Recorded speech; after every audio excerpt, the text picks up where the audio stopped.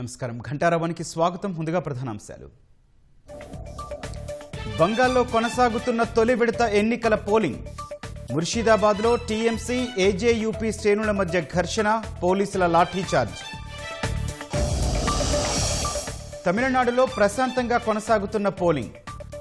Vote హక్కు వినియోగించుకుంటున్న సినీ రాజకీయ ప్రముఖులు.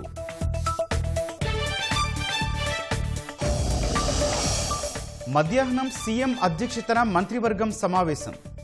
ఆర్టీసీ సమ్మె, గవర్నర్ వద్ద పెండింగ్లో ఉన్న ఎమ్మెల్సీ అంశంపై చర్చ. ఆర్టీసీ కార్మికుల సమ్మెతో డిపోలకే పరిమితమైన బస్సులు. ప్రైవేటు వాహనాలను ఆశ్రయిస్తోన్న ప్రజలు, అధిక ఛార్జీలతో ఇబ్బందులు.